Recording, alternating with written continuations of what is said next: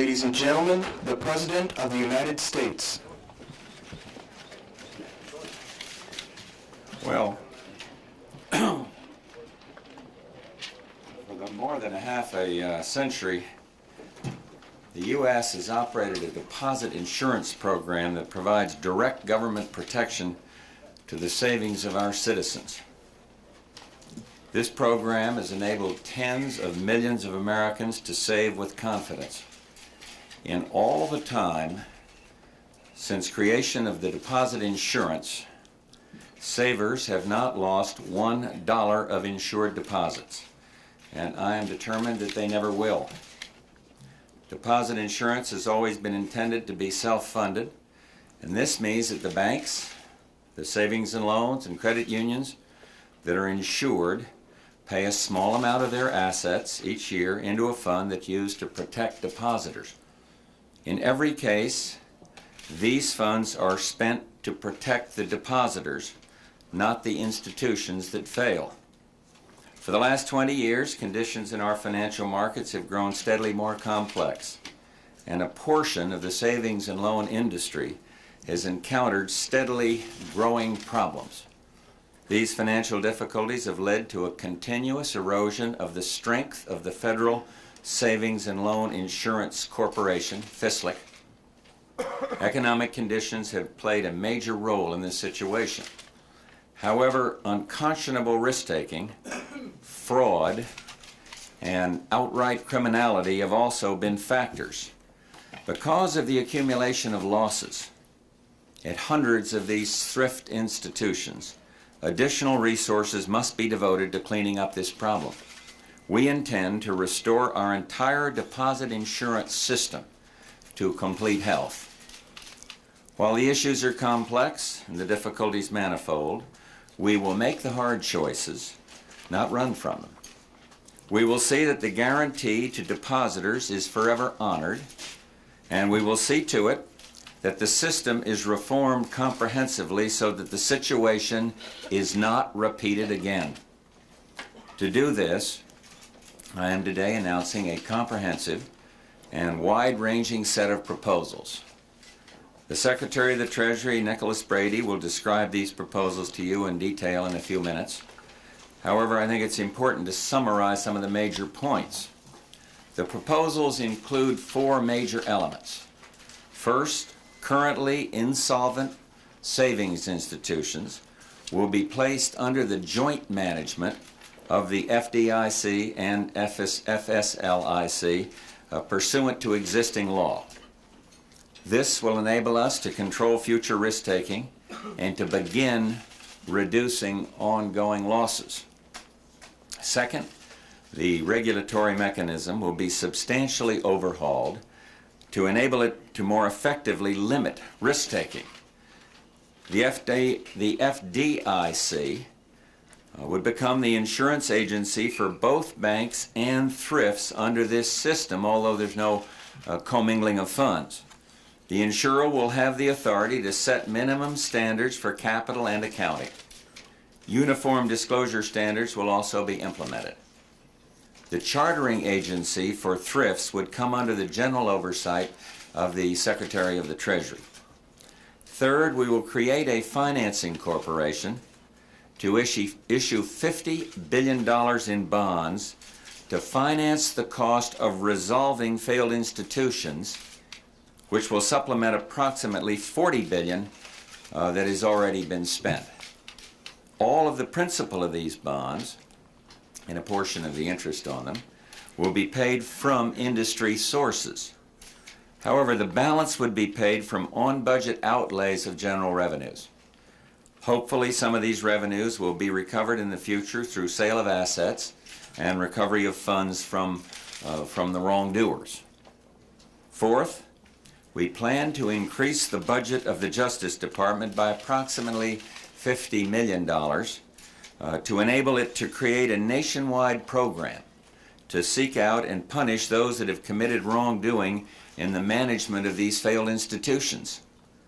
These funds will result in almost doubling the personnel devoted to the apprehension and prosecution of individuals committing fraud in our financial markets.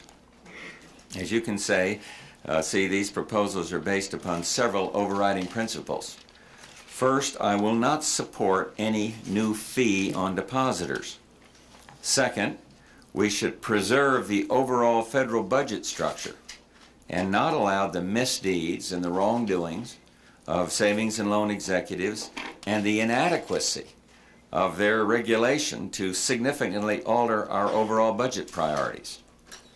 And third, I've concluded that this proposal, if promptly enacted, will enable our system to prevent any repetition of this situation. And fourth, I've decided to attack this problem head-on with every available resource of our government because it is a national problem. I've directed that the combined resources of our federal agencies be brought together in a team effort to resolve the problem. And fifth, I believe that banks and thrifts should pay the real cost of providing the deposit insurance protection. The price the FDIC charges banks for their insurance has not been increased since 1935. We propose to increase the bank insurance premium by less than 7 cents per $100 of insurance protection that they receive. Every penny collected would be used to strengthen the FDIC so that the taxpayers will not be called on to rescue it a few years from now. And I make you a solemn pledge that we will make every effort to recover assets diverted from these institutions and to place behind bars those who have caused losses through criminal behavior. Let those who would take advantage of the public trust and put at risk the savings of American families anticipate that we will seek them out, pursue them, and demand the most severe penalties. In closing, I want to just say a word to the small savers of America. Across this great land, families and individuals work and save, and we hope to encourage even greater rates of savings to promote a brighter future for our children. Your government has stood behind the safety of insured deposits before, it does today, and it will do so at all times in the future. Every insured deposit will be backed by the full faith and credit of the United States of America, which means that it will be absolutely protected. For the future, we will seek to achieve a safe, sound, and profitable banking system. However, integrity and prudence must share an equal position with competition in our financial markets. Clean markets are an absolute prerequisite to a free economy and to the public confidence that is its most important ingredient. I've determined to face this problem squarely and to ask for your support in putting it behind us. I have ordered that the resources of the executive branch be brought to bear on cleaning up this problem. I've personally met with the leadership of Congress on this issue. My administration will work cooperatively with Congress as the legislation that we will submit in a few days' time is considered. I call on the Congress to join me in a determined effort to resolve this threat to the American financial system permanently and to do so without the delay. I welcome the leaders that are with me here on this platform. I think their support says a lot about the efficacy of our proposal. And now I propose to take just a few questions on the technical aspects. I will defer to these people, and then I'll be glad to turn this over to Secretary Brett. I believe we start with Helen and then Terry and then get going. Are you guaranteeing that the extra cost, premiums, increases and so forth will not be passed on to the depositors, the taxpayers? And also, what is your responsibility in this debacle? I mean, the Reagan-Bush deal for deregulation of business and banking. On the first place, we're not guaranteeing that.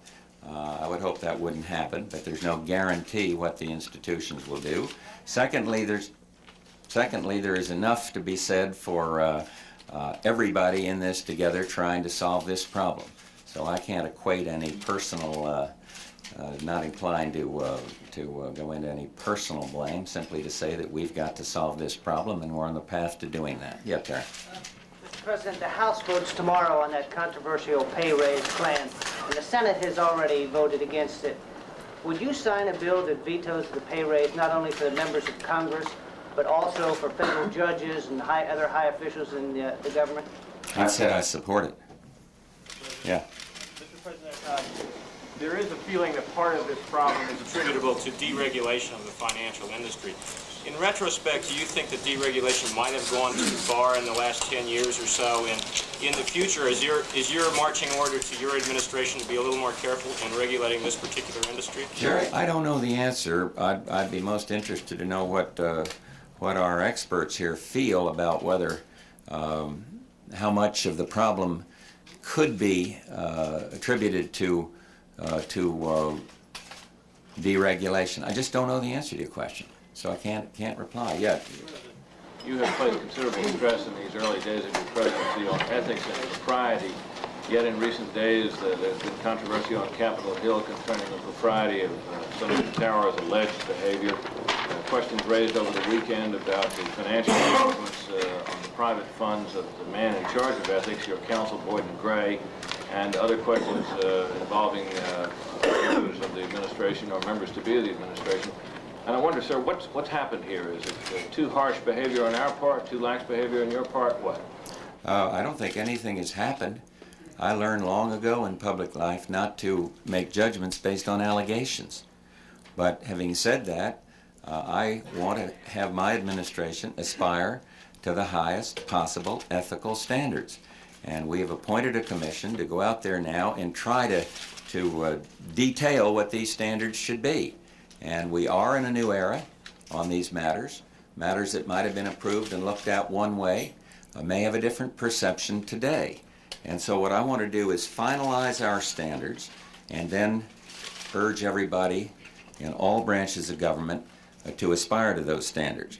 But I do think, Britt, that it's fair that we not reach judgment on Senate hearings before the Senate hearings are concluded, because it's very hard to filter out fact from fiction, spurious allegation from fact. And I am not about to make a judgment based on a sensationalized newspaper story. I'm simply not going to do that. That wouldn't be fair, and I'm not sure how ethical it would be. So let's wait and see. This, you're referring to the Tower matter up there. That matter has been looked at by the FBI. The committee now has that. They have the responsibility to make determinations, and I'll be very interested to see what they say. But I am not going to jump to conclusions based on stories that may or may not have any validity at all. Yeah. Mr. President, even if, as your spokesman says you do, you continue to back Senator Tower for the position, there are those you've heard who say that the best thing he could do for you is to step aside, because even if confirmed, he then would become damaged goods, weaker in administering a very, very tough job on your behalf. How do you respond to that suggestion? Well, I think people would not want a person to step aside given rumor, particularly if the rumor is baseless. And the process, the problem is the process is taking a little longer than I would like, and yet I think the Senate has got to do what they're doing, looking at these allegations very carefully. But you know, as I said here at this same podium a while back, the American people are basically fair. And if these allegations prove to be allegations without fact behind them, I think the people are going to say, wait a minute, what went on here? How come it was all this, we read this one day and then kind of puff of smoke the next? And so I don't think in your substantive question, though, that if the Senate committee gives its endorsement to the senator, particularly after all of these allegations, that there is any danger at all of damage to his credibility or his ability to do the job. Yeah. There are new and substantive allegations that Senator Tower lost control over the highly classified security documents and computer disks that were used in Geneva under his watch. If those allegations prove to be founded, would you then withdraw his nomination? I would not answer hypothetical questions of that nature. You're telling me something that I haven't heard before. And we did have access to FBI reports. So if this matter is now before the Congress, let them investigate it. But I can't go into a hypothesis. All I would be doing would be adding to, I think, speculation that is not helpful at this juncture. But, sir, will you pursue these allegations in the executive branch? Are you going to track what the FBI is looking into? Are you going to personally surveil these kinds of allegations yourself? Every rumor and every innuendo? No. But if there's some substantive allegation of this nature, of course it would concern me. Yeah. Mr. President, back to S&Ls, if we might. Millions of Americans save alternatively. That is, they put money in mutual funds, stocks, and that kind of thing. As I read it, you've now outlined a plan that places a lot of the S&L bailout on the backs of the general treasurer. How fair is that? We got a major problem, and something has to be done. And this is the fairest system that the best minds in this administration can come up with. And so I again would ask you to ask the specifics of the Treasury burden to the Chairman of the Federal Reserve or the Secretary of the Treasury, ask how they see that. But look, as I've said, there is no easy answer to this. All I want to do is make a sound proposal, work to put it into effect, and have that proposal such that the country won't have to face this problem again. Yeah, Dave. Mr. President, you said you dropped the deposit fee idea, but this plan you've given us has an increase in premiums that may be paid by consumers as well as a large amount of taxpayers' funds. Isn't that the same thing? Consumers and taxpayers are still going to have to pay the price for this? Well, as I indicated earlier on, there is no guarantee of passing this on to the consumer, nor is there a guarantee it won't be passed on. But this arrangement has been there since for 50 years, and you might argue whether it's been passed on or not. I just don't know. I haven't seen the flow through in the industry. But nothing is without pain when you come to solve a problem of this magnitude. Yeah. Yes. Mr. President, you've talked to several members of Congress in various receptions and dinners and personal conversations over the past couple of weeks, and many of them have discussed your plans and this problem. What is your feeling of the reception that is going to get on Capitol Hill and of the selling job that awaits you now to get it passed? We may have a big selling job, but I've been encouraged so far with the spirit epitomized by the members of Congress, particularly at the joint leadership meeting the other day. We didn't go into every detail of this. These plans were still being formulated, and I wanted to get their views. I was encouraged by what Bill Siegman told me earlier on about how what he felt the receptivity of the plan will be. But I don't think it's fair to the Congress to say that they have signaled to me that they are going to be enthusiastic on this plan, although I hope they are, yeah. I'm going to take about 3 more and then turn this over to these gentlemen here who are prepared to go into as much detail as you want. Yes. Mr. President, these allegations that surround Tower now, at least variations on the theme, surfaced early in the transition. Allegations of womanizing and taking money from defense contractors, that sort of thing. Have you satisfied yourself that he is still the nominee you want? Can you give us, at this time, a wholehearted endorsement of Tower? Yes, I can and I will right now, because some of the very same allegations that were floated that long ago apparently have been looked at and examined by the best possible examiners, and I'm talking about the FBI, and found to be groundless. So therefore, I'm not about to change my view. If somebody comes up with facts, I hope I'm not narrow-minded enough that I wouldn't take a look. But I am not going to deal in the kinds of rumors that I've seen reported and then knocked down, and then reported and then knocked down. Yeah. Mr. President, there have been hints that Gorbachev may propose steps to defuse the situation in Central America. I wonder if you see the possibility of a superpower deal in Central America, and if so, if you could suggest what would be acceptable to you. I don't know about a deal, but I can see a possibility of cooperation in Central America. because I would like the Soviets to understand that we have very special interests in this hemisphere, particularly in Central America, and that our commitment to democracy and to freedom and free elections and these principles is unshakable. And I don't think they really have substantive interests in this part of the world, certainly none that rival ours. So I would like to think they would understand that, and there are so many areas where we could demonstrate a new spirit of cooperation, and this would clearly be one of them. So I'd like to think that is the way that the matter would be approached by the Soviets. Yeah, follow. Follow up and ask you whether an understanding on Central America, would you be willing to include abandonment of aid to the Contras as part of such an understanding? I wouldn't make a deal on that with the Soviets, nor would that come up. I don't believe you'd ever have I can't see a situation of that nature arising, knowing as I do what will be negotiated and discussed with the, so I think that's so hypothetical as to not even be a possibility of any kind. Yeah, Charles, then I do have to run. President, we still don't know what the taxpayers' burden is in here. Out of this $40 billion, it says first from S&L funds and the shortfall from Treasury funds. How big is it, and have you, in going through your budget, had to knock out some things to pay for this?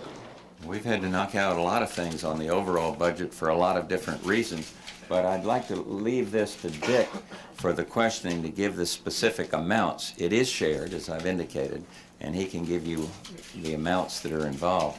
Listen, thank you all very much, and now I'm going to turn this over to Secretary Brady, and then in order, I guess they'll refer to each of these others. Huh? One more word to the small seats back here, Mr. President. What was this substantive question? At the back. We didn't see you get back in this area. We didn't get that far back, no, but if there's been an egregious offense to those in the back benches, I will take one parting question, and inasmuch as you raised it, fire away. Back on the ethics issue, a couple of your... Mindful that the last question always does get you in great trouble. Go ahead. A couple of your prospective nominees, one of your prospective nominees and your counsel have just recently changed their minds on matters that would have violated the ethics rules under the Reagan administration. Did you have difficulty in getting the word out that times would be tougher under your administration? No, I don't think so. For example, if you're referring to the Boyd and Gray matter, which I think you are, that matter was reviewed every single year by the Office of Government Ethics, and he was deemed in compliance every single year. But now we got a new ballgame here. He's the general counsel here in the White House, and I'm the president, and I've set out rhetorically the highest possible standards, and we're trying to back that up by findings from this commission. And so I do think that we've got to be very careful about perceptions of impropriety when it comes to conflict of interest. Not rumors or innuendos of one sort or another. I don't think I should deal in those things.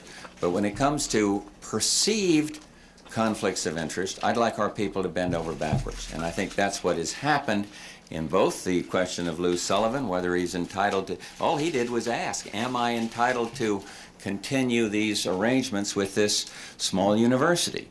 And all Boyden did, in my view now, is to try to go a step beyond what the Government Ethics Office has said to avoid the perception of impropriety. But so I think it might be different now. I have to approach it differently as president. Not that you have lower standards, but I just think that, again, this whole question of perception, we've got to look at it very, very carefully. But I want to be fair. I do not want to have the loudest charge, no matter how irresponsible, be that sets the standards. We've got to achieve more objective standards. And that's why I'm putting a lot of faith in the hope to put a lot of faith in the findings of Judge Wilkie and former Attorney General Griffin Bell. And they will be looking at all these matters in terms of reality, and then to some degree, I'm sure, in terms of perception. So what might be legal and what might be perfectly sound ethically, might have to be altered given this new approach because of perception. It's a delicate one. I don't want to have the standards set in such an irresponsible way that good people just throw up their hands and say, look, who needs that kind of grief? Who needs it? Why should I have to give up all my, whatever it is, my health plan from the XYZ company? And yet, on the other hand, we're in a different time now. We're in a time when we've got to try to set these standards as high as possible. So I think Dr. Sullivan did the right thing in asking what was proper. I think Boyd and Gray did the correct thing every year in asking what was proper and reviewing his own personal holdings in a family company with the ethics office, but now taking another step because of perception in this case. So we've got to work with these individuals to find the proper answer, and we've got to work with the commission to try to codify these standards. Sir, if I might follow, you said during the campaign very clearly that your staffers would not take outside income. I wonder why they need a legal opinion to understand this. They had a legal opinion saying that was perfectly proper from this family company, and so now we're changing that and saying, look, there's this different perception problem here in this new era, so let's bend over as far backwards as we possibly can to recognize that. Thank you all very much. What about leveraged buyouts? Here's your LBO man right there.